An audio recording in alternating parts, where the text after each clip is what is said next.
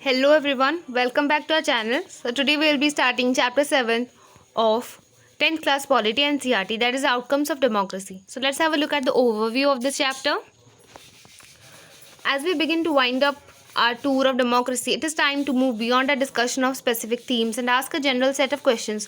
What does democracy do? Or what outcomes can we reasonably expect of democracy? Also, does democracy fulfill these expectations in real life?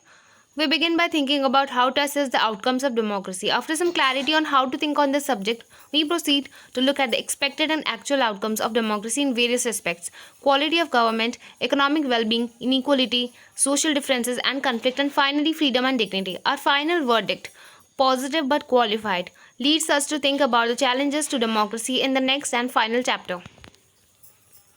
How do we assess democracy's outcome? You can pause the video and have a look at the cartoon that is in the left side of this chapter. And this one also. Accountable, responsive and legitimate government. This is governmental secrecy.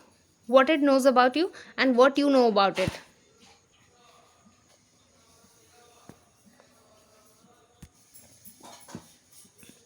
Then this graph.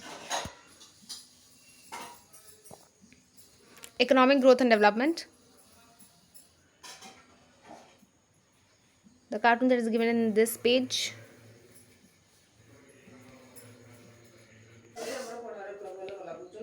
Economic growth and income distribution gains. Economic outcomes of democracy. You can have a look at this picture and can read this story also. And these tables, have a look at it. Reduction of inequality and poverty. Here another diagram, and this is the voice of the poor. A very sad thing, right? Then world's wealth owned by a few. Accommodation of social diversity. Let us revise. Enemies. Greeting. The two images depict two different kinds of effects democratic politics can have on social divisions: dignity and freedom of citizens. Then this one. Okay, the cartoon that I am taking, you have to just glance through them. What is written on that? And let us revise. Rosa Parks still inspires. Okay, this is the graph. Please have a look at it by pausing the video. Okay. Outcomes of democracy emphasizes that democracies are superior because they produce accountable, responsive and legitimate governments, promote individual dignity and freedom, and accommodate social diversity. Though they do not guarantee economic growth or eliminate all social inequality, while democracy doesn't solve all problems, the ongoing public engagement and demands for a better democracy are themselves a sign of its success. Accountable, responsive and legitimate government. Accountable. Democratic governments are accountable to the people who elect them, ensuring they act in the citizens' interests. Responsive. They are expected to be attentive to the needs and concerns of the people, striving to meet their demands.